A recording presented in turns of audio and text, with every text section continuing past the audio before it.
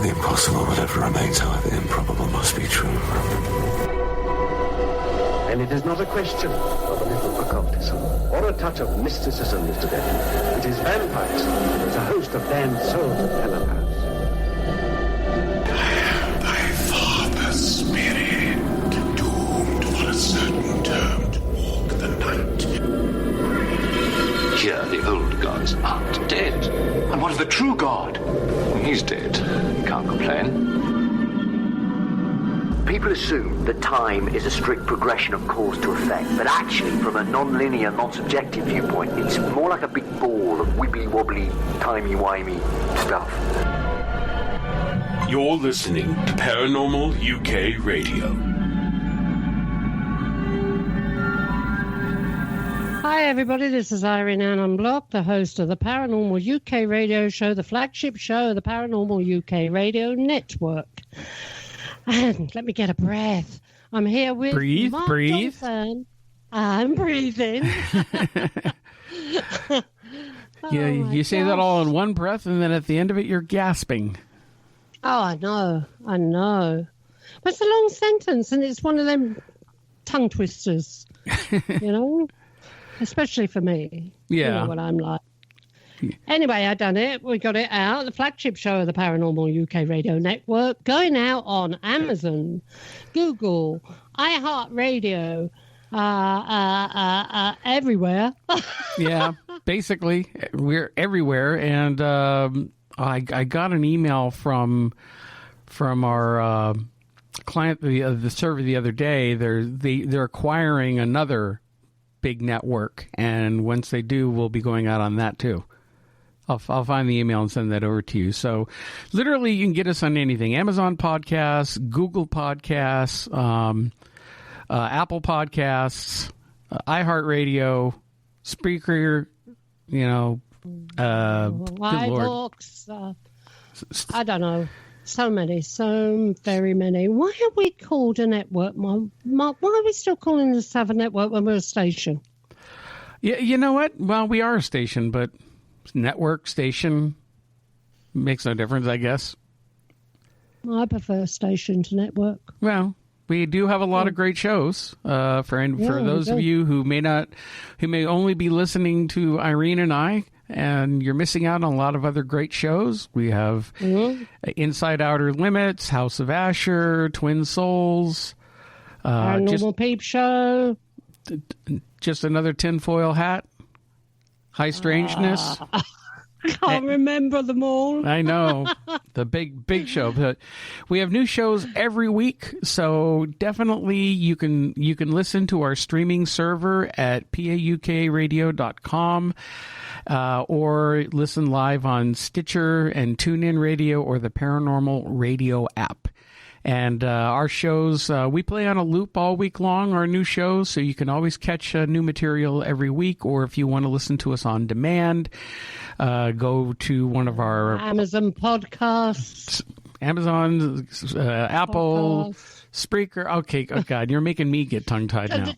Yeah, I know. What we're going to have to do is one day we're going to have to just write a list down so we know exactly where we're going, where we're going out. Well, I will say, everybody, visit our website at paukradio.com. I've listed all of the stations, all of the avenues where you can listen to us. I bet you haven't got them all. Most of them. Most of them, maybe, but I bet you haven't got them all. I bet you haven't got the French ones, all the Italian ones, all the ones out in Germany. Well, I go where they offer us. So. Yeah, and each one of those are getting picked up by other streamers, crisscrossing the big wide world web. Now, how are you, Mark? I'm doing peachy. Fall is here in North Jersey in full bloom. We've got lots of trees turning color, lots of leaves falling everywhere. Yeah, the same here. It's absolutely beautiful out there. It really is. Well, this is my favorite time of year. Yeah, and I've got my two grandsons staying with me because they're here for the next 17 days. And, oh, my God, You know something? I'm so out of practice. I really am out of practice. Do you need to take some grandmother classes? Yeah, I do. 7 grandchildren. You know, they bombard me every few weeks, but I just can't handle it anymore. Well, it's that little thing known as, what's it called? Oh, yeah, age. Yeah, it is. You know, I crawl into bed at night and my back is aching, my neck is aching, I'm totally worn out. And then I have to keep going, get up early in the following morning because they wake at the bloody crack of dawn, these kids. Huh? I tell you what, they're up before the cock crow. Well, they got lots of playing they got to get in. Yeah, I know. I'm scrapping and everything else that they're up to, and but they've been good. You know, they had the experience of sweeping up all the leaves in the drive this week. They've made the wine. They've helped me with cutting back the grapevines. I don't know what they've been doing. Oh yeah, they've been looking at the moon and everything through the telescope. Because the older one of the two, he's 6? He's just turned 6, so he had his birthday down here as well. But he's got a telescope and he wants to work for NASA. And I tell you what, with this kid's intelligence, I wouldn't be surprised if he doesn't get there. The other one is a little monkey. You know, he's into everything. He's 3. And he's driving me around the bend. Oh, dear. Kids, gotta love them.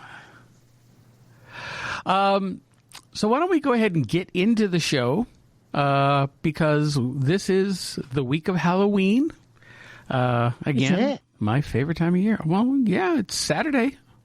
Oh, my God. You see what these kids have done to me? I didn't even know. I thought we had at least another 2 weeks to go. Okay. Right. So it's the week of Halloween. Yes, this is the week of Halloween. So this is our official Halloween show. And what better way to talk about Halloween show than to talk about ghosts? Spookies. And yes, with that, we want to welcome our guest. Now we have, for me, a local guest tonight, lives right here in my town here in northern New Jersey, in Sussex County. Want to welcome Eleanor Wagner to the program. How are you, Eleanor? Hi, guys. Thank you for having me. I'm fine. Well, now, Eleanor, you are the author of not 1, but 2 books on Sussex County Hauntings and other strange phenomenon, which we live here in Sussex County, New Jersey. You've got 3, haven't you, Eleanor? I do. I have 3, and the third in the series coming in the fall of, well, actually the winter. I'm sorry. I have my first supernatural love story was a fiction book, and then the Sussex County Hauntings series started. And obviously those are true story and true accounts that people have shared with me. And that just, the list keeps on going because it's Sussex County Hauntings 1 and 2, and Warren County is coming out next, and then Sussex County 3 will come out next year. And then there are several other counties I'm working on as well. So, well, you know, that's the one thing here in New Jersey. People don't realize what a haunted state this really is. There's so much activity in and around here. Absolutely. Well, Cape May is really my favorite place in New Jersey, and it was the inspiration because whenever my family and I go to Cape May, I buy the latest book on the hauntings in the area, and I go on another ghost tour. So when I was working on my second supernatural love story, I hit an author's block and was at a writer's group, and we were tossing ideas around, and the subject of ghosts came up, and it was like a light up in my head. Ding, ding, ding, ding. Oh, my goodness. Why don't I just write about the hauntings in Sussex County? Because they do it in Cape May, and it's such a huge success. So I put it out on social media to see what response I got, and people came out of the woodwork with their stories. And I said, well, that's what I'm going to do. I'm going to write about my own stories that have happened to me, and I'll share theirs as well. And it's just grown into a huge endeavor, which I'm very excited about. Well, I mean, that's how I got involved in researching the paranormal, because when I first moved here to New Jersey 20 years ago from California, the first house I lived in had activity and had a lot going on, and I contacted a local group. They did an investigation. I got hooked, joined them, worked with them for a couple of years, and then formed my own group, North Jersey Paranormal Research, which I ran for about 12 years. We've been on hiatus for the last couple of years. People kind of, got busy with life, including me, but, I miss it and I want to get back into it. Yeah, it's definitely, it's very enriching, because I feel like I'm almost a psychiatrist or psychologist for people who are sharing their accounts, because some of them are afraid that, oh my goodness, this is what's going on, and I don't, I need help, or this is what happened, am I crazy? And so I'm listening to them, and they're getting it off their chest. And then when the team comes in, because we have started a team as well, just like you did, I had people asking, could you come and help? And so I started a group, and that's what we've been doing. So we've not only been helping the people who want to find out what's going on, we've been helping the ghosts to tell their story, because, as you know, they want to be heard. They want to be acknowledged. That's lovely. So you've got an investigation group as well, then, Eleanor? I do, yeah. What happened was I was writing the first book, and was given the opportunity to investigate the Sterling Hill Mining Museum here in Sussex County. It is not a functioning mine any longer, but it's a museum.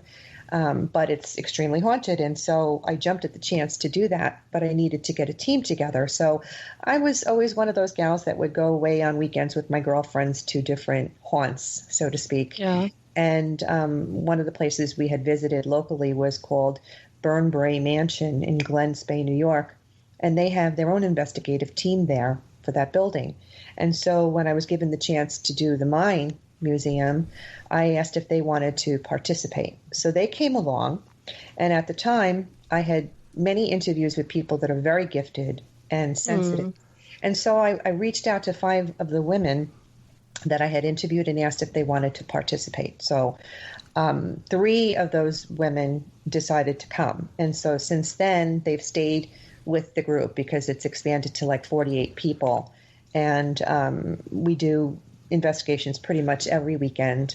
We go as the Lady Ghostbusters. We call ourselves the Lady Ghostbusters. Although we do have men, men that are in the group, but it they've got to carry the equipment, haven't they? Sorry, people. You do need a man every now and then. Yes, we do. But they're great guys that we have in the group too, and we've collaborated with other paranormal teams as well, which has been a nice experience because it opens up avenues for everybody. And I'm one of those people that believes that the more sensitives you have together, the more help you have in figuring things out, because a lot of people like to do it with equipment and without it too, to be listening psychically. And I'm amazed at how talented these people are. I mean, I'm sensitive to a certain degree, but I'm not nearly as good as half of these people I've interviewed. So I'm blessed to have gotten to know them and experience things with them. Yeah, Mark, tell her about your experience. Well, it might be in the next book. Well, actually, we have chatted before on several of my experiences, and Eleanor, I copy you on some things. All this month for Halloween, I've been posting evidence from some of my past investigations, and some of them were from my very own house that I was living in. That what I call that flying sock video. That thing, I actually saw that with my own eyes come flying out from under the rocking chair and go rocket past me into the kitchen. Wow. And a lot of stuff happened there. And it wasn't just my house. My next door neighbor, who would eventually become my wife, when she was living there, she also had stuff happening in her house. And then when we got together and I moved in with her, we had things happening there. And then we bought a house over in Glenwood, which is in our same town. It's the Glenwood section. And that whole neighborhood is hopping too. It's something to do with areas. It's not so much a haunted house. Up here in New Jersey, there are several hot spots whether it's because of ley lines or whether it's because of, what's in the ground up here. But there are many locations up here where entire areas have activity. Yes. I found that to be true. Absolutely. Yeah. So, with have you had, before you started writing the books or even started, you mentioned Cape May, have you had your own paranormal experiences beforehand? I have. I grew up with a ghost in my home as a child, and I am sensitive to a certain degree. I had a premonition when I was 12, which kind of shut me down because it was a frightening premonition that came true. And so, being 12 years old and having gone through that and not being able to do anything about it, that's what shut me down. So it wasn't until I was probably in my 20s or so that I started really embracing the sensitivity that I do have. And I owned a shop in Sussex on Main Street and lived there with a ghost. And that's what inspired me to write about the stories of other people, because I had my own experience in that shop as well. So I had that experience with my partner, my business partner at the time, and the people that were the tenants in the home, and reaching out to people on social media. I've gotten more people's accounts that were in that building. So it was like, well, there we go. I wasn't crazy. It did happen. And so I wrote about it. So yeah, I am sensitive to a certain degree. And now as I've gotten older, I've become more adept at it. But like I said, I'm not nearly as gifted as some of these people I've interviewed. Well, have you had a frightening experience amongst any of them, besides the premonition that you had as a child? Have I had a frightening experience? Well, the ghost that I lived with in my house, obviously, as a child, when you see the same thing coming at you every single night, and I was very young at the time, I was very afraid. And now I know that he was just asking to be acknowledged because he knew I could see him. Yeah. But as a child, my parents were not the type of parents that would say, this is what's happening to you. Don't be afraid of it. They just, poo-pooed it and said it was just a dream. And so I think if they had handled it a little differently, I wouldn't have been as frightened. And it wasn't until I moved out of that bedroom into the basement and slept in pitch blackness that I got away from him. And like I said, now, because the house was built in 1910 at the time, you're living this and you don't really know what's going on. But now, if it happened to me now, I'd be able to tell him, what is it you want to tell me? I'll hear you and, share your story. But obviously, I'm not there anymore. I don't own the house anymore, so I can't do that. Yeah. But something, Eleanor, every house I've lived in has been haunted. Every house. I believe it. I've lived in 1, 2, 3. This is my 4th house. Well, you're in the UK. I think people look down on you if you don't have a spirit in your house. Well, no, they don't. No, it's not like that. That was a joke. Over here, you put your arm out and you're touching one. That's the way it is. They're everywhere. A lot of people are there's this misconception that the house has to be old. People don't take into account that it could be the land and what was on it before, or what was on it 100 years before, or 200 years before. And they'll build a bi-level now and somebody will move in it and they have all this activity and they don't understand why. It's because, something was there before your home. And so it happens. It can happen. That's so true. And it's not only homes, motorways as well. It doesn't have to be a crash or anything like that. I've seen somebody on a motorway when we've been driving along a motorway, acting as if they're in a house. Mm-hmm. Crazy. I've got to warn you, I do see things. I see them everywhere. So I'm one of them. And then there's also the attachment to antiques. I know for a fact that the antique shops in Sussex sage their buildings all the time on a regular basis because they're constantly bringing in antique merchandise that might have an attachment to it and start acting up inside the building. So after the one of the ladies in town said, I didn't realize it, but then when I started seeing stuff happening, she said, I took the other people's advice and started saging everything because it needed to be done. So, when you go to garage sales, be careful what you buy.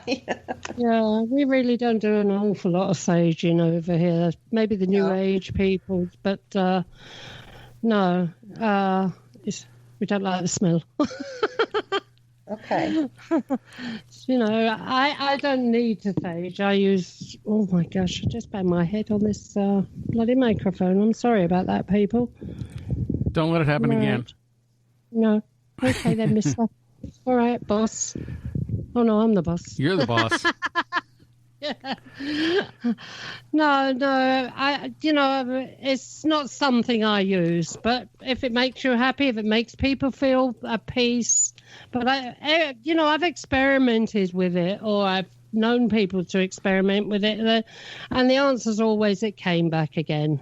So, I'm sure that it will. It's not something that's a permanent fix. You know what I mean? No. But, it's different if you like the smell of it. But, no. Do you know something? But I'm getting off topic here, and I'm sorry about this, Mark, but when I was Googling you today, I came across a Eleanor Wagner, and this has just reminded me because of the sage, that's written a book called Herbs, Herbs, Herbs. Now, it wasn't you, was it? No, that was not me. Oh, because I thought I'd buy it. All right, carry on. I just had to get that one right, Mark, because it's Eleanor Wagner spelled exactly the same way, and it's called Herbs, Herbs, Herbs. I think I've seen that. I think that I've seen that one time, but no, that's not me. No, I thought to myself, brilliant, she's written a book on herbs, because I'm growing herbs, and half of them I don't know what to do with, but still. Yeah. All right, get back to where we were then. So, New Jersey is very, very active. Then. This is a very active state. I mean, there are paranormal groups all over this state, from Central Jersey to South Jersey. Of course, South Jersey, as you mentioned, Cape May is wonderfully haunted. Mm-hmm. But there are other locations around too. And you mentioned Warren County. I think it's in Warren County. I mentioned to you before the Red Mill Museum in Clinton, right off of... is that considered Warren County? I didn't know that. I'm not sure if it's... No, it's off 78, so I don't think it's Warren County. I have to Google it, because, I have stories for Passaic County, Morris County, Pike County, Warren County, like I just said.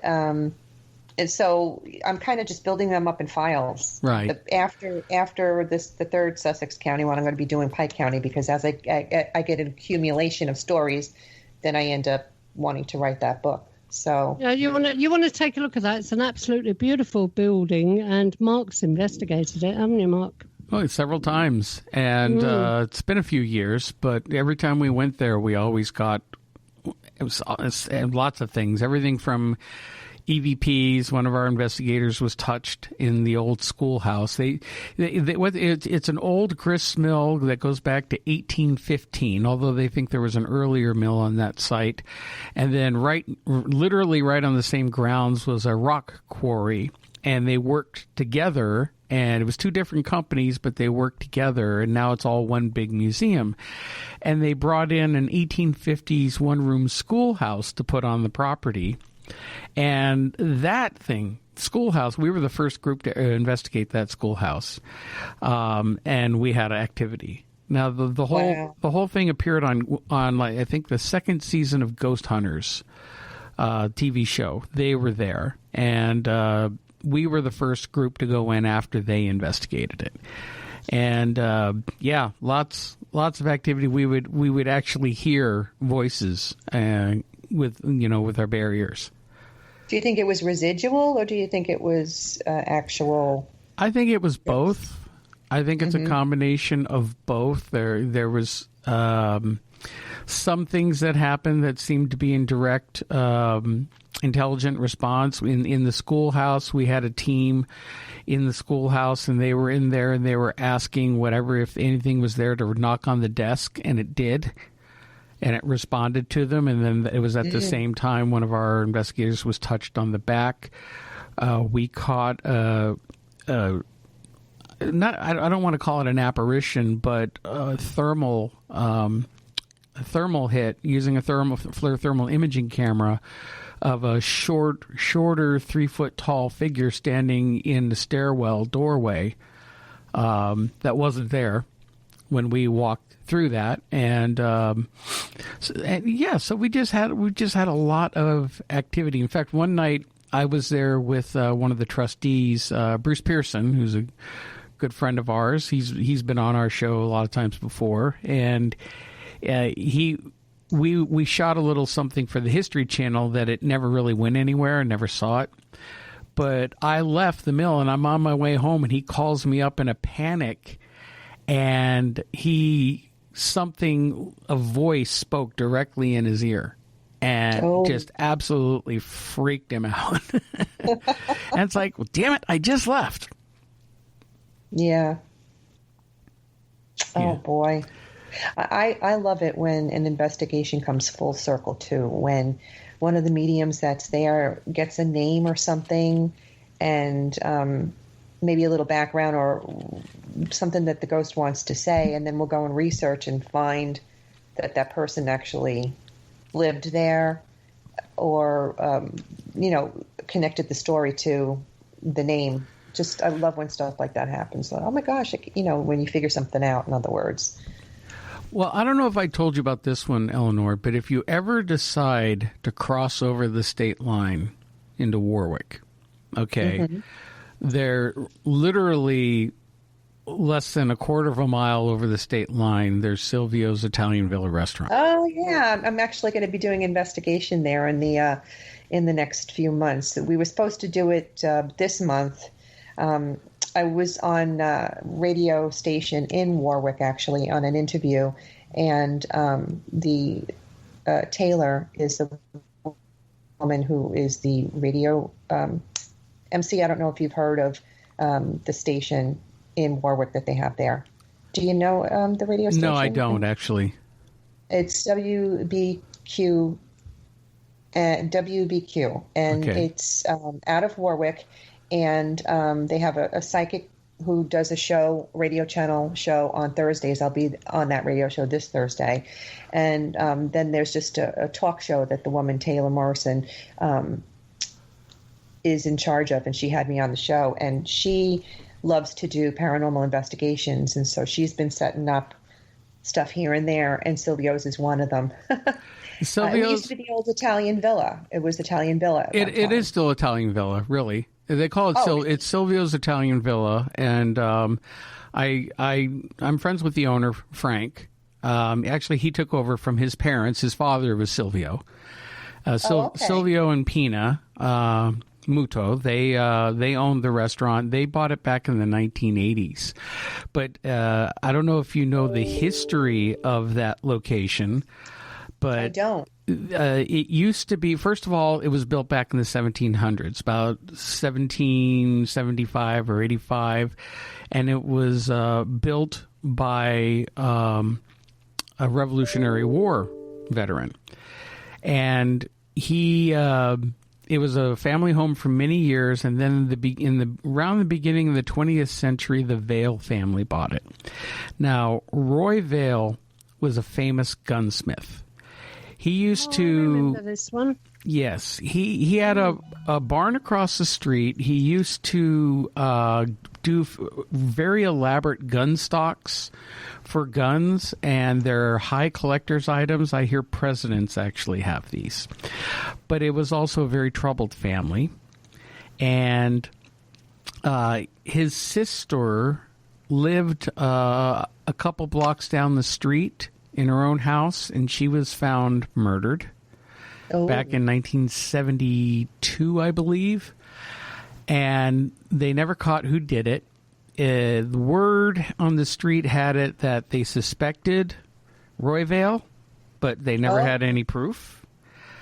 And then about 10 years later, Roy committed suicide in what was then the kitchen, but is now one of the main dining rooms. And in that dining room, you can look up and still see the patched bullet hole in the ceiling. Yeah. So that location is been very off the hook with activity. Not only is Roy there, Roy's, I believe it's his mother, is also, they claim, is there.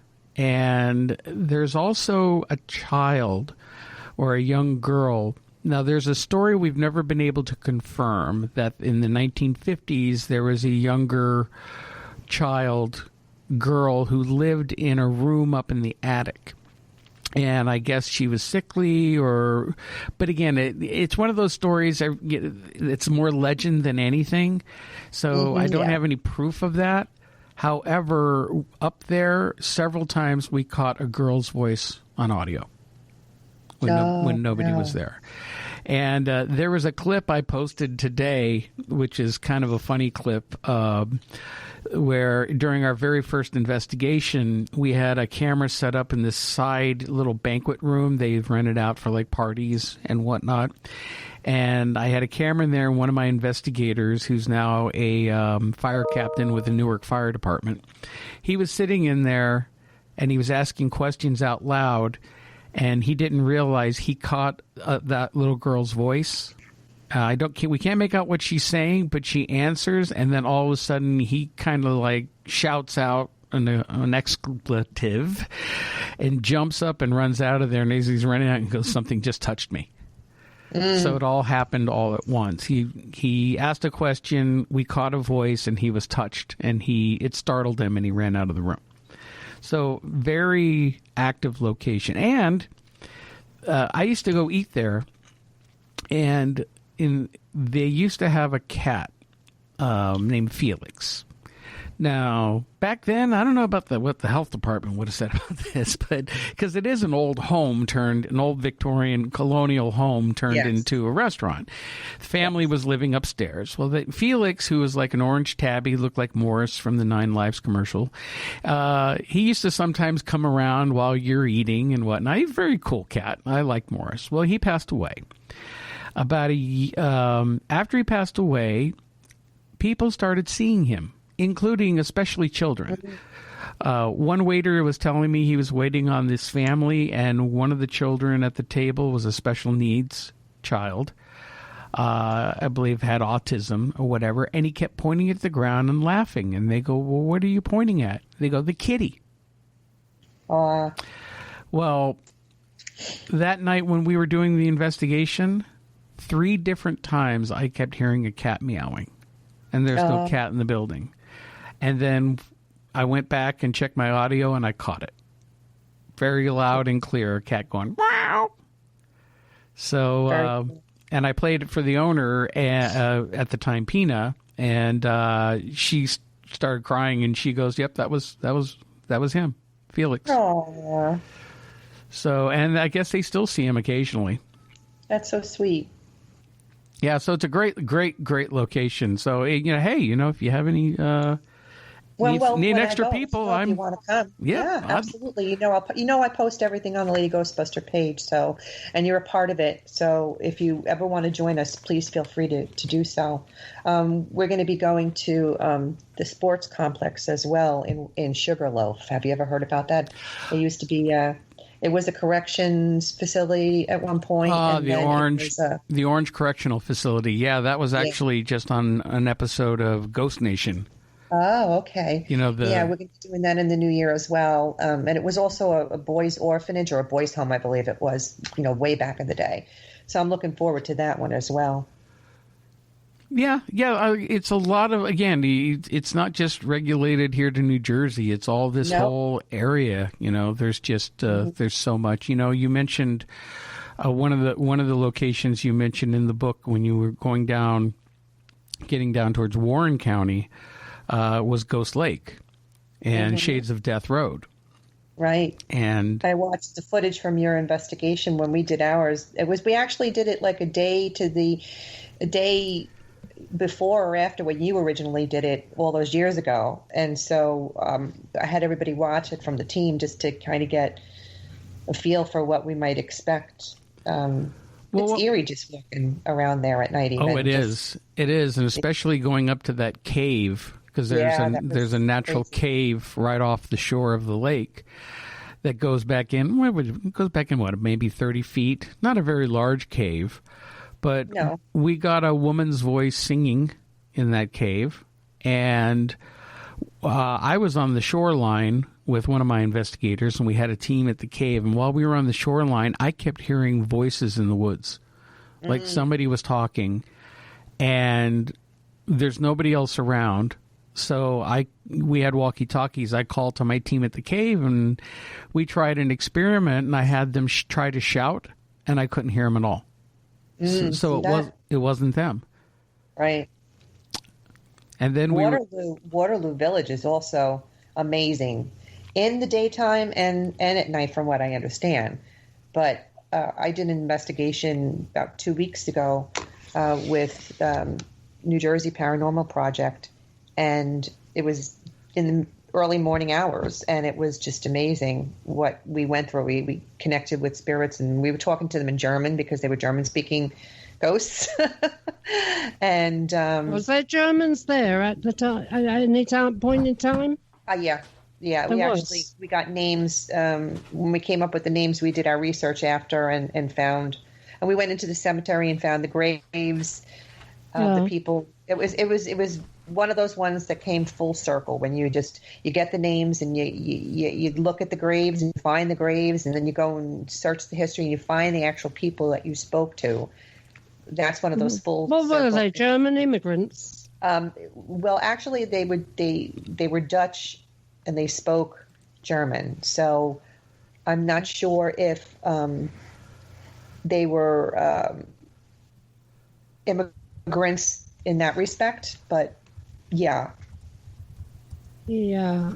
Peter was the name of one of them, and Bertha was the name of one of the women, and there was a child, and at first we were misunderstanding what the little girl was saying. She didn't like her name, so she went by a nickname, and we were having a hard time getting the nickname. And when we finally did, when we went to the cemetery, we found her gravestone and saw her birth name on the gravestone and her nickname Toddy on top of, which was really neat to be able to see that. But we asked her about, the little girl was being guarded by her grandfather. He didn't want her to speak to us at first until he realized that, we weren't going to hurt her. And then she was able to speak with us and actually walked around with us when we were going through the village. And there's a lot of stories that I've gotten from people that talk about the dogs when they walk them in the park reacting to things that aren't even there, as if they're being, patted, or played with. And the owners are perplexed why the dogs are acting that way. Well, I asked the little girl if it was her, and she said, no, that wasn't me. She's afraid of dogs. But there's apparently a ghost in Waterloo that loves to pay attention to other people's dogs as they walk in there. And there was also, we got the voices of children laughing and like frolicking, and in like a picnic area kind of. And that made sense too, because it was in the vicinity of where the schoolhouse was at one point. Yeah. That's nice. So again, old Victorian houses, and they're very old, and they're restoring them. So, there's going to be something going on in them for sure. Well, you had asked earlier about what your thoughts are on if it's intelligent or residual. When you're in cases like that, do you feel like because the schoolhouse was there, you're getting children's voices there? Do you think maybe that's residual energy? Absolutely. I thought that was residual. Yeah. Definitely the laughing and the giggling and the playfulness for sure. But when you have an intelligent spirit, then that's definitely not residual. Like when we're actually having a conversation and having questions answered and getting names, and that's to me, that's just a real reaction. Now, let me ask, how are you getting, when you get these conversations and you're getting the names, are you getting them through your sensitives that are working with you, or are you using equipment and getting names coming through or voices coming through? A little bit of everything. Mediums that are able to hear in their heads or in their ear whispers. We got those, and then we have people who have visions that they can see things happening, and then they've got pendulums people were using, spirit boxes. I mean, there was just a little bit of everything going on that somebody had. Also, the dowsing rods were a great tool, too, to get the answers to yes and no and pointing in the direction. So a little bit of all those things enabled us to get the names and the stories and find out who these people were, which was very interesting. Another location that I can recommend, unfortunately, I can't do anything about the houses that I investigated, but the land around the area, there's a public part of it, is down in Bloomingdale, down off of near Butler, off of Route 23. Uh-huh. Okay. We did several investigations of this street in Bloomingdale with two houses across the street from each other, and they were friends with each other, and both houses were having very intense activity. And we investigated them off and on for several years. And, it took a while. We were able to determine that what was there was definitely attached to the land, not any particular house. In fact, we suspected more houses on the street was having activity, but these were the only two who were willing to talk. Oh, okay. Mm-hmm. And I also felt very strongly towards the end that what we were dealing with may not have been human. Oh, really? Mm-hmm. Some type of elemental spirit. And I'm not saying demonic or negative, although there were some negative aspects to it, but I didn't feel it was wholly negative, but it was really affecting the one owner who lived there. She eventually sold and moved out. And then I heard a couple years later, the other woman who lived across the street also, her and her husband divorced, and she moved out. So unfortunately, I can't get into those houses, which is a shame because we caught an apparition upstairs in one house. We had a camera was one of our people was behind the camera, and he was panning it across the room. As he did, there was this mass in the middle of the room, almost looked like the head of somebody. And once it realized it was on the camera, it went whoop and slid right out of the way. Oh, wow. A great piece of evidence. We even caught an EVP that to me sounds Native American. It's not. It's not English. And the tone and inflection reminds me, it doesn't sound like European languages either. The tone and inflection sounds very similar to native languages. I was trying to find a Lenape, because it's the local Lenny Lenape who lived around here. If there was a Lenape speaker who could listen to it and see if we could translate it. What was funny is also with the one house, we, for better and worse, and I'm going to mostly say worse, we had a television show contact us. Do you remember Paranormal State? Yes. Okay. Well, Paranormal State contacted us looking for cases, and they were relatively new, and we thought, oh, sure. And I talked to the clients and asked them if they'd be willing to do the show, and because I thought maybe, they would bring in the psychic mediums like Chip Coffey or whoever that, we didn't work with at the time. And so they came out and they spent 3 days there, and they shot an episode, and it was, I'm just going to say the end result is a nightmare from hell. They put we caught them faking some things. They misrepresented our evidence. The one house where we caught the apparition and we had most of the activity, they used that evidence for the other house, and they cut her completely because she wasn't frightened enough.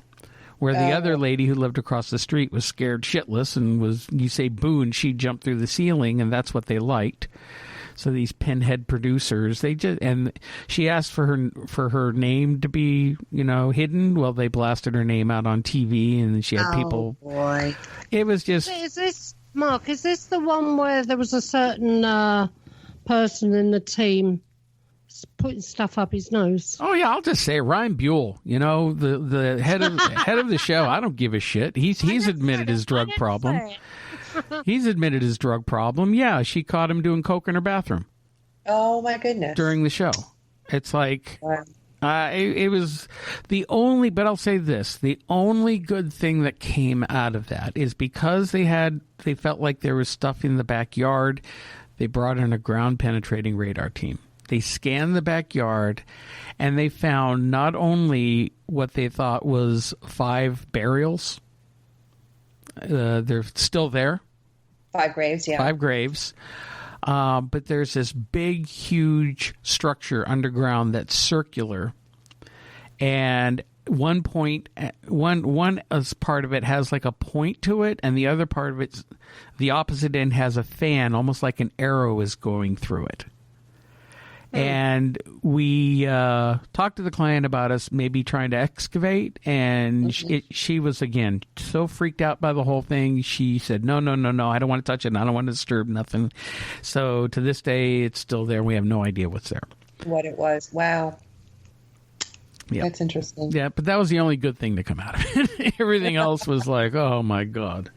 That's terrible that happened. Yeah, I've been on several TV shows, and I don't think I've had a real good experience yet. Wow. Paranormal caught on camera in the beginning of November. Lady Ghostbuster team member Marianne Taylor and I are both going to be on it. So I'm hoping that we have a better experience than you did. I sent them some of our footage. As long as you don't have to work to script. Yeah. Yeah. One of the television shows I was on, they were all scripted. Everything was scripted. Yeah. That's a shame. Then it really hamper on things for other people that are like legitimately trying to reveal. Well, this is it. It's all about entertainment and getting bums on seats. Yeah. And and when you get shows that these, and I'm sorry, I have a film background. When I grew up in LA, I got my bachelor's degree in filmmaking, and I tried to break into the film industry. Worked on a bunch of small, low budget pieces of crap that nobody ever saw, but you learn a little bit about the Hollywood mindset, and these producers of these shows, 99.9% of them don't believe, they don't give a crap. They just know fear sells. So they always twist things around to make things look really scary so that, that's ratings. That's all they care about. Even Italian Villa, they reached out to me for a case, and I gave them one for the show Paranormal Collector with John Zaffis. Are you familiar? Are you familiar with John? No, not that one. Oh, okay. Well, John Zaff. I'm surprised you haven't heard of John Zaffis. He's the nephew of what's their name? Ed and Lorraine Warren. Yeah. Oh, okay. All right. Yeah. Yeah. He's been around for a long time. He's big on the paranormal circuit, and I like him. He took over their museum. Hell of a nice guy. Yeah, I met him on several occasions. And one of his team members was also friends of a friend of mine. We knew each other. And so I went ahead and set him up to do Italian Villa. And they actually filmed at Italian Villa. And they wanted to interview me, but they at the time, they were run by Pilgrim Films, and for the Sci-Fi Channel. And Sci-Fi had an edict down that they were not allowed to feature any other paranormal investigators or groups other than their own. So I was told that they couldn't. I was a paranormal investigator, so they could not interview me. Gotcha. By this pinhead producer. I will give the Ghost Nation former Taps guys, former Ghost Hunter guys, credit now, because in their new show, they do pair up with paranormal investigators and work with them on these cases. So that's good. But back then when they were doing it, Pilgrim Films did Ghost Hunters and Paranormal Collector, and they also did that Jack Osborne one. Do you remember that, Jack? Haunted Highways or whatever it was? Yeah. Well, I was interviewed for that one because they did an episode on Shades of Death Road and Ghost Lake and the cave. And during their interview with me, I'm telling the story about how my team went in and investigated. And I'm talking with Jack. Jack seems like a really nice guy. And yet this producer comes in and interrupts and say, no. Can you change it? You weren't there with a group. Just say you were there with a bunch of friends. And I looked at her and I said, no, that's not what happened. And I'm not changing my story because you tell me to. So I got cut from the episode. So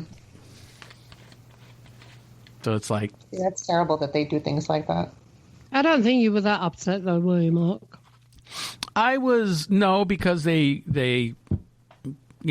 ticked me off enough that it's like, if they're going to make you change your story, how many other times have they made people change their story? And I saw some they did some funny editing, made it look like that they walked through the woods until they came up to the lake, which is total BS because it's right there off the road.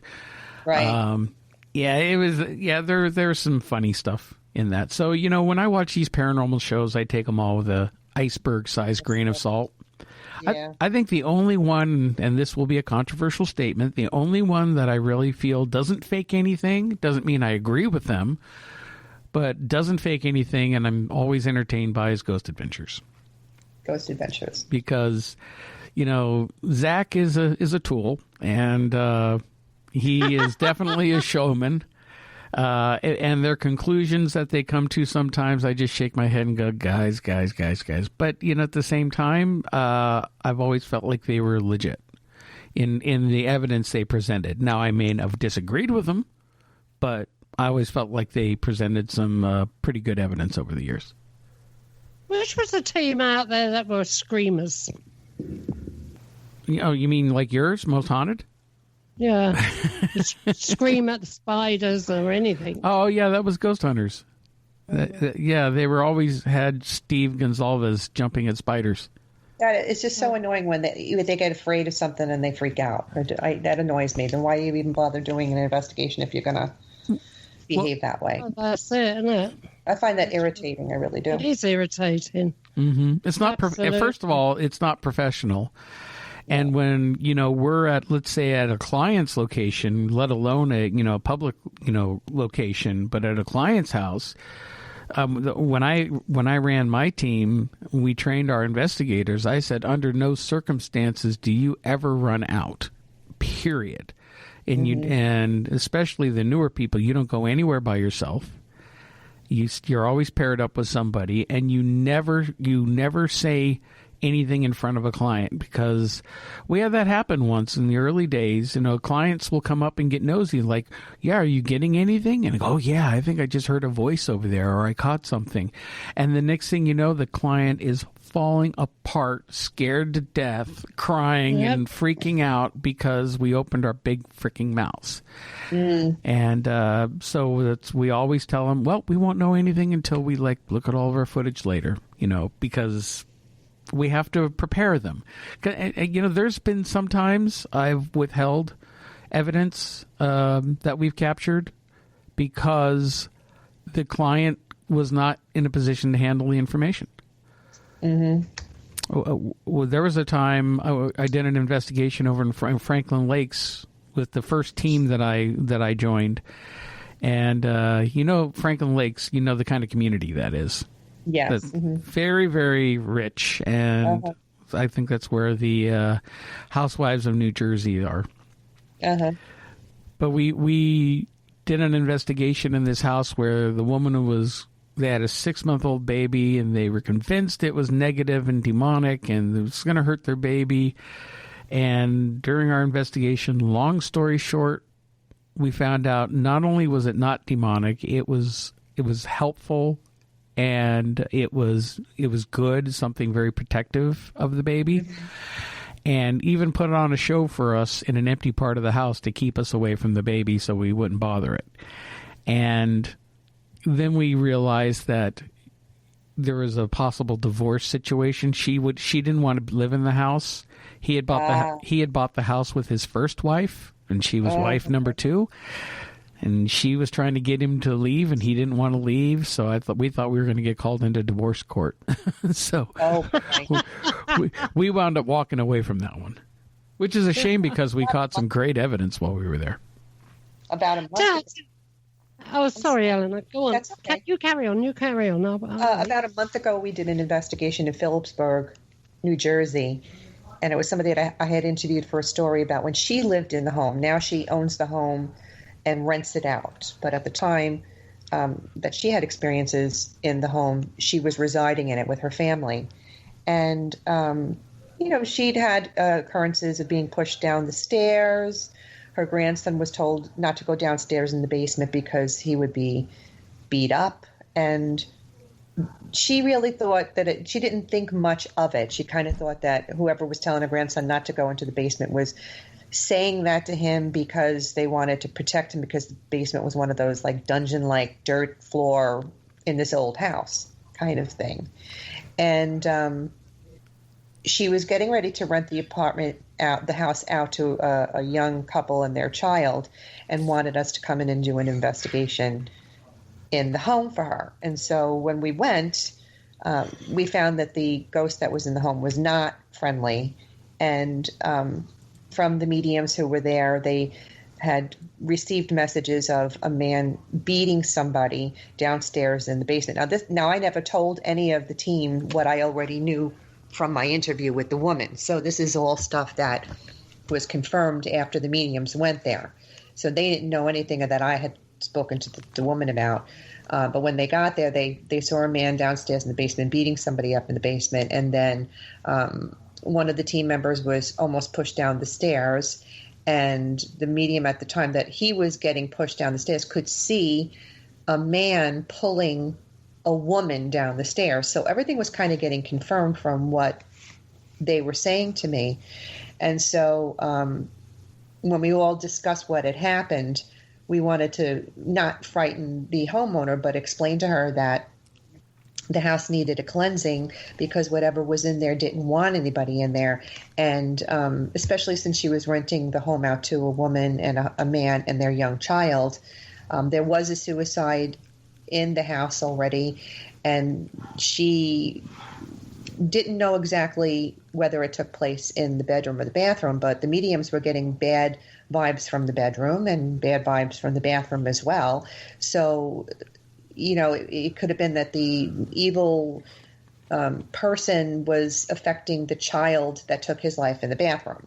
So they didn't want anything to happen to the young girl that was moving into the home, and so they said that she should really get a cleansing, and she took us up on that and actually did have somebody come in to cleanse the house before the couple moved in because she did not want the young child to be hurt by whatever was in the house that didn't want. But it was definitely a male ghost that did not want them in there and was mean in life, so obviously mean in death too.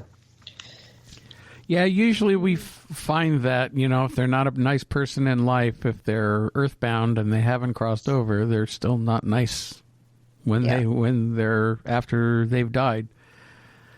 Yeah, there have been a couple of times I've been in a case. One over in, I mentioned previously over in Glenwood, we did a case where the woman was pushed down the stairs once. Her kids were having nightmares, and when I was there doing the preliminary, all of a sudden I started feeling panicky and getting tightness in my chest. My heart was almost like I was having an anxiety attack until I realized it was trying to get me to leave. It was messing with me and trying to get me to leave. And now, then, Mark, what do you do in circumstances like that? Do you cleanse it, or do you have somebody cleanse them, or do you do anything to get rid of them, or? Well, here's the situation. This is where I have changed over the years. Back then, we didn't do anything like that, which after a while, we were just like pretty much any of these ghost shows. We go in, we collect evidence, we try to explain to the client what's going on. Most times we say it's not going to hurt you, it's whatever. But we never had any psychics with us. We never did any cleansings. We never did anything to get rid of it. We give them the evidence and then go off to the next case. And after a while, I started to feel very unsatisfied with that. I felt like we weren't really helping anybody. Right. And so I would try to find people to maybe recommend to go in and help them. Right. But, I never really had somebody that I felt confident enough in to be able to recommend. I mean, there's one woman who I knew was good, but she wanted to charge people $200 or $300 to come in and do a cleansing. It's like, I'm not going to do that to anybody. That's ridiculous. So, that's kind of when I backed away from the home investigations there for a while, because when people really need your help, you got to be able to help them, and I didn't feel we were in a position at that time to really help them. Maybe we can help explain some things, but if they come and say they want it gone, it's like, I can't really help you there. Right. Yeah, I'm all about trying to help the families as well, and the ghosts get their stories. And if we're able to help them go to the light, then I would love to do that too. We did an investigation at the brick and mortar marketplace, and for the longest time they thought their ghost was a little girl, and it ended up being a little boy. And in that case, a ghost named Salvatore, who had taken his life when he lived in the building, he was a gay Catholic, and was ostracized in society because of it, and ended up taking his life. And the little boy that we had come through on that investigation was being taken care of at the time by Salvatore. And Salvatore was very protective of the little boy, because the little boy was an epileptic. And he also, in his time when he grew up, was ostracized because of his disability. And so they were together in the afterlife. And we were talking them into the light and explaining to Salvatore that they would find peace and acceptance, because they were afraid to go to the light, because they were afraid they're going to be, not accepted like they weren't here in life. And so we did prayers, and we actually got them to go to the light. And that just left me with such a good feeling that we were able to help them to find peace, you know what I mean, instead of being stuck in a place that they really didn't have to be in. That's good. That's good when you can help. I mean, that's one of the things that Irene's been really good at with her investigations over the years, because she's one of those people that can help, or tell something that's nasty to what's your favorite term there, Irene? Bug off. Yeah. Naff off. Bug off. Naff off, yeah. Naff off. Yep. And it works. Yeah. Eleanor, I wanted to ask you one question. How many did you say you had in your team? Well, there's the page, the Lady Ghostbuster page, is comprised of about 48 people.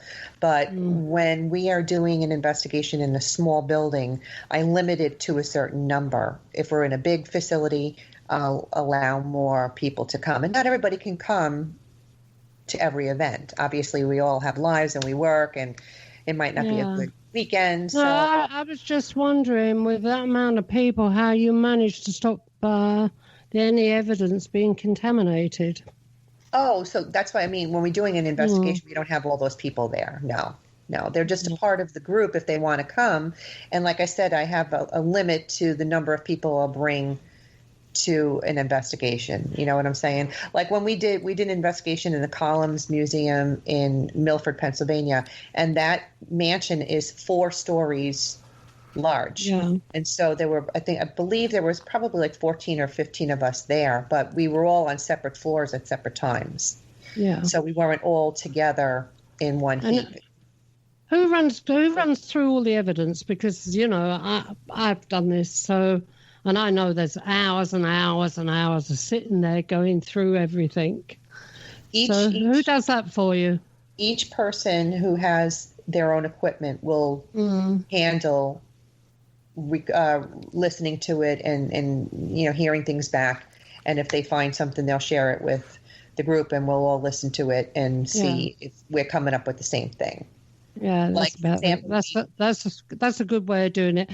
If I wasn't doing it myself, I usually throw it on the likes of Mark to do. There's not enough time in the day for somebody to do it all by themselves. In the beginning, we had a woman that was part of the team that I was telling you about at the Burn Brain Mansion, and we stopped inviting her along because she would come with us on investigations. She was all about trying to get herself on to a YouTube channel of some sort. Oh dear! And next thing you know, like she's running around and doing all this with the camera and not getting back to us with anything, not getting back to the homeowner or the building's store owner. And to me, that's like, okay, no, we're in this to try and get information and share it with the homeowner or the business owner or whoever we were doing the investigation for, and not for what you're trying to do. So we stopped inviting her and her friend along because it's not fair. We're in this to do this for a reason.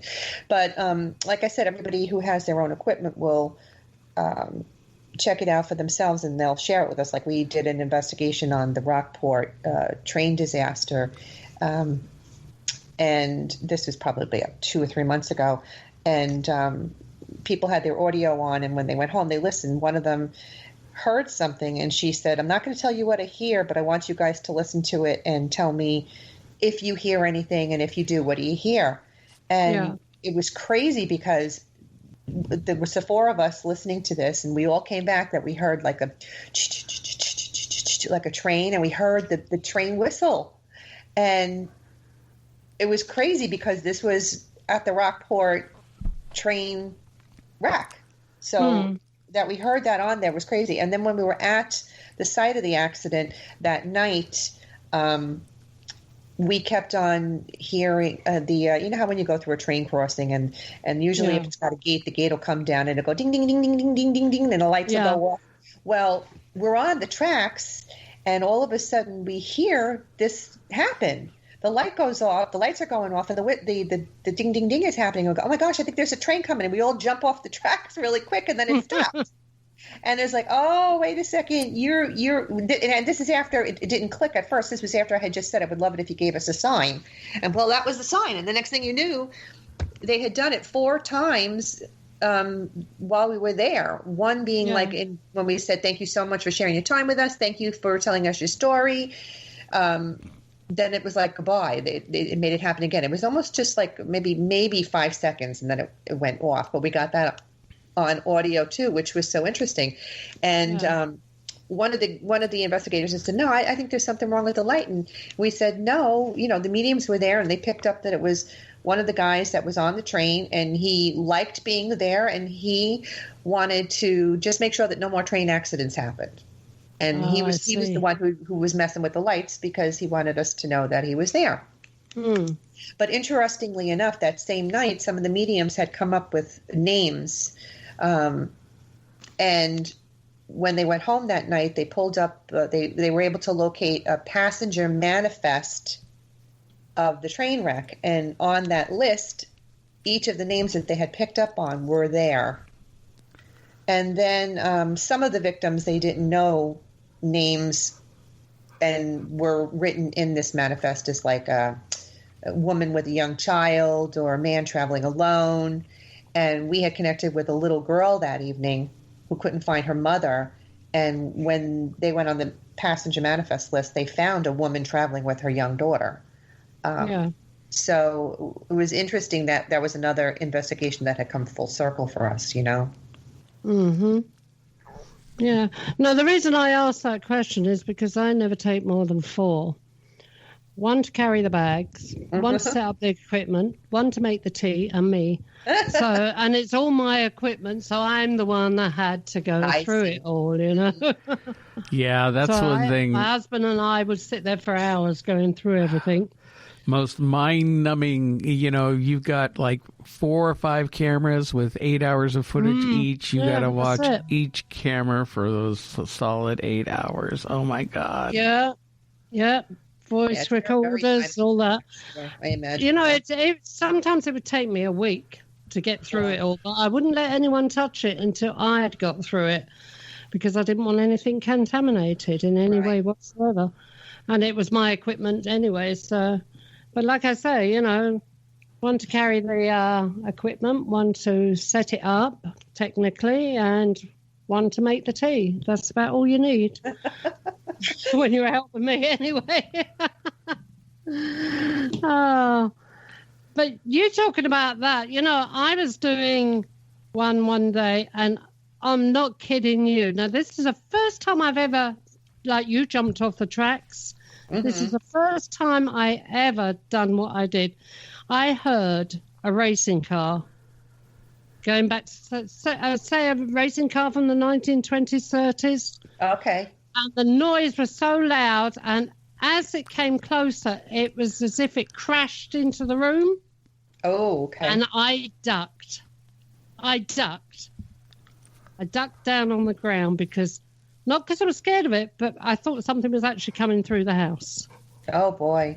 So I understand you jumping off the tracks. Yeah. Well, when I was at the Red Mill Museum, I didn't hear it at the time. It only came out later in video. I was walking by myself up on the 4th floor. I was asking questions, and all of a sudden you could hear this loud explosion. And what was funny about it was on my video camera, but I also had an audio recorder nearby, and it didn't pick it up. And only one. Interesting. And the fact that because the quarry was right outside, they used to do blasting. All right, so that explains that. Well, here's another example of something similar. When we were in the mines for that investigation, we were standing above these grates, and we heard dynamite go off in the shafts below.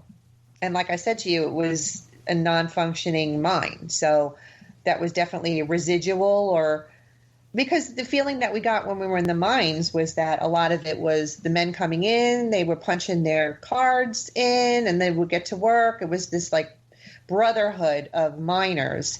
So a lot of it was residual, but a lot of it wasn't. And I think that dynamite going off down below was a residual haunting as well. Yeah, I can go one back older than that. Cannon fire. I was filming a tourist film for the UK, and I was in a cemetery, and I kept hearing cannon fire. And I mean, it was so loud. It was as if I was standing next to the cannon. And it turns out that the person that used to set off the cannon fire to warn everyone over there, because it was right on the coast.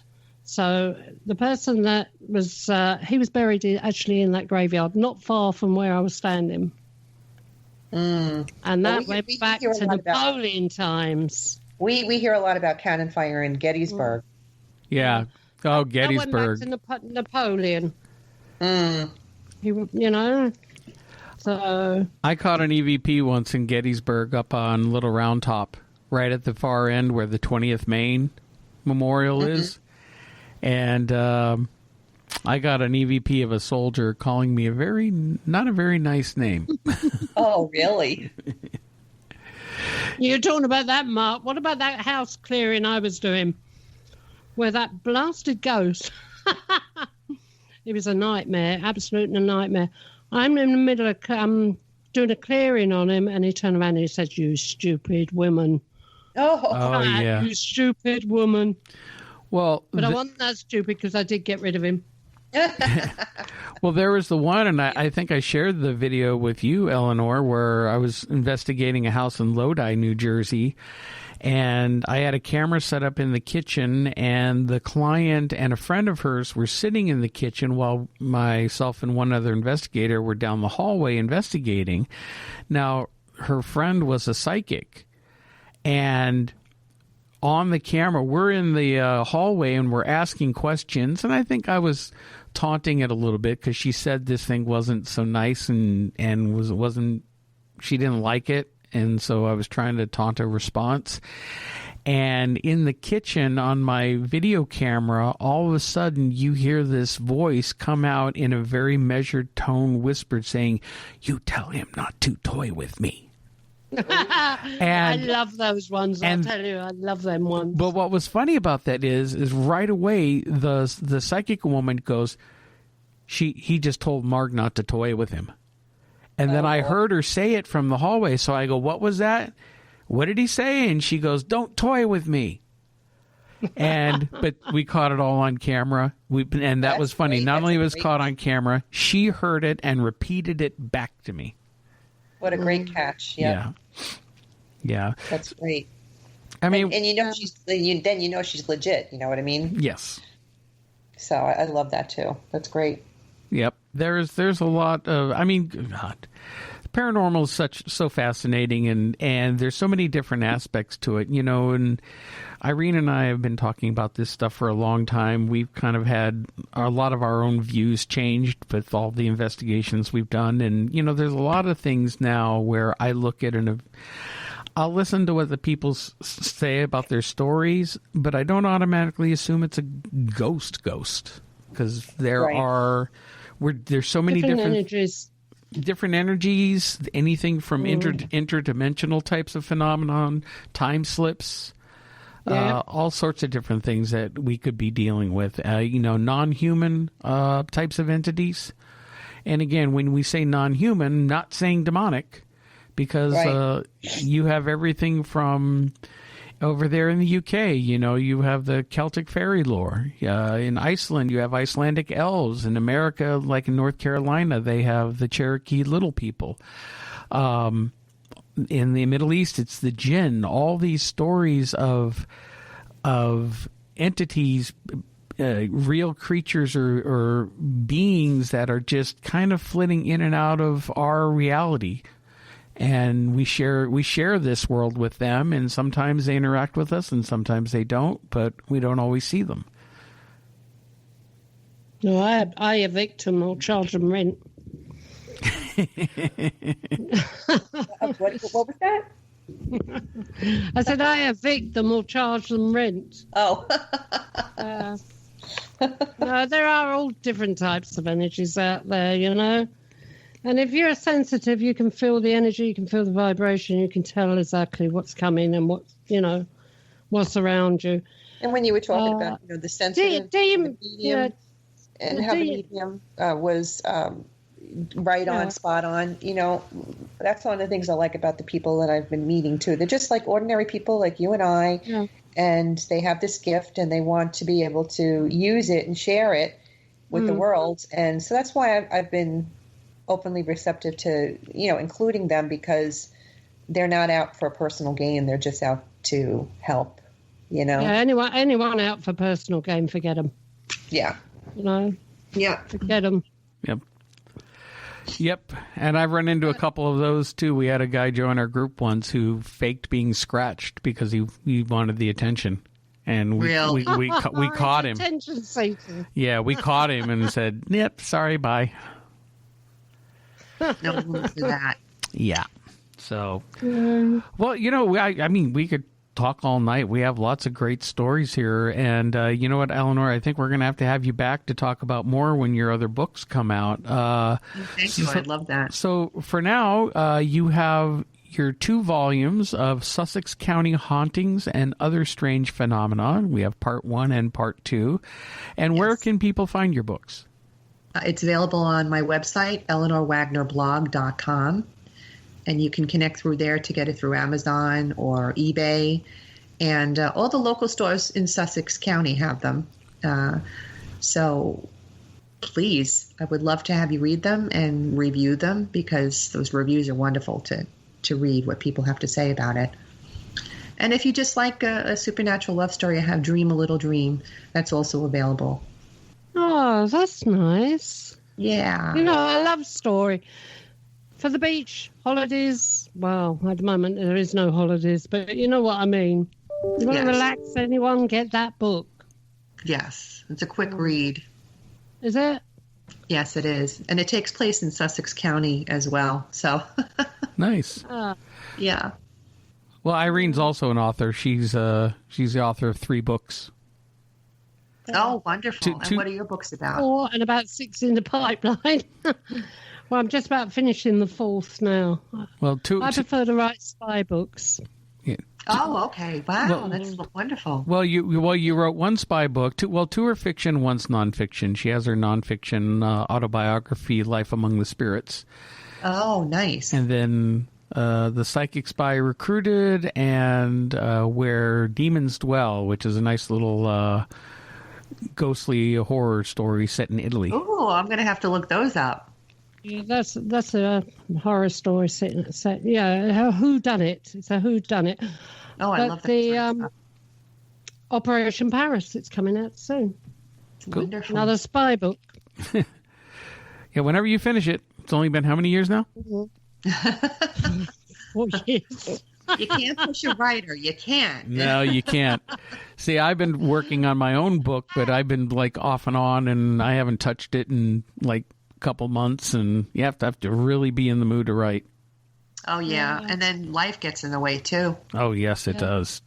Definitely. Well, I want to get this finished. Then I want to write one on spycraft, And then after that, I'll get back to the paranormal books, I think. Because there's 1 or 2 paranormal books and ideas that me and Mark have had together. So, oh, that's good. Maybe we'll get round to that one day. Well, Mark will. One of us I'm will. sure you will. You'll find the time. Yeah. Well, Eleanor, thank you very much for coming on the show. It's been great having you on, and we'll definitely have you back. Well, thank you so much. I appreciate it. It was nice to meet both of you. It was nice meeting you, Eleanor. And you take care. Want to thank everyone for tuning in to another episode of... God, now you've done it to me, Irene. I almost forgot the name of our show. Paranormal UK Radio Show, the flagship show of the Paranormal UK Radio Network. Coming to you on... Everywhere. Everywhere. Everywhere. That's the short answer. Everywhere. All right. Well, thanks, everybody. And we will be back next week with a brand new show. So you all have a safe Halloween, and we will catch you next time. And Irene, we'll talk to you soon.